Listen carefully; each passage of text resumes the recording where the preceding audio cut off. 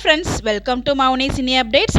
பாக்கியலட்சுமி சீரியலில் செலியன் கேரக்டர் பண்ணிட்டு இருக்க ஆக்டர் விகாஸ் இருக்காங்க இல்லையா, அவங்க தமிழ் புத்தாண்டப்போ ஒரு அப்டேட் கொடுத்துருந்தாங்க. நான் ஷேர் பண்ண மறந்துட்டு உங்களுக்கு இப்போ நான் ஷேர் பண்ணுறேன்.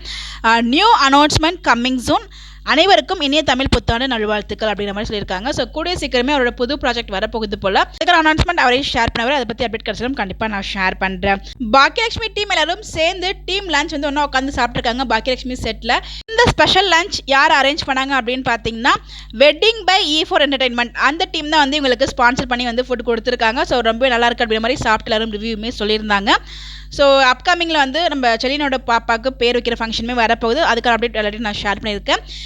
இன்னைக்கு எபிசோடில் ஃபைனலாக வந்து ராதிகா ப்ரெக்னெண்ட்டாக இருக்க விஷயத்தை பாக்கியா கிட்ட சொல்லிடுறாங்க. பட் பாக்கியா செம்ம ஷாக்காகிறாங்க. ஏன் இவ்வளோ ஷாக்காகிறாங்க நமக்கு தெரியல. ஷாக்கக்குறை அப்படின்ற மாதிரி தான் இருந்துச்சு. ஒரு வழியாக வந்து உண்மை தெரிஞ்சிருச்சு. இதுக்கப்புறம் என்ன பண்ண போகிறாங்க நம்ம வெயிட் பண்ணி தான் பார்க்கணும்.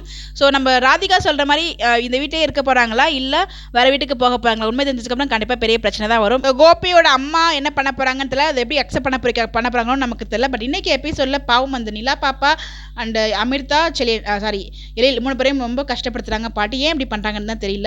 ஸோ நீங்கள் எபிசோட் பார்த்து உங்களுக்கு எப்படி ஃபீல் ஆச்சுன்னு கமெண்ட் பண்ணுங்கள். Bye by.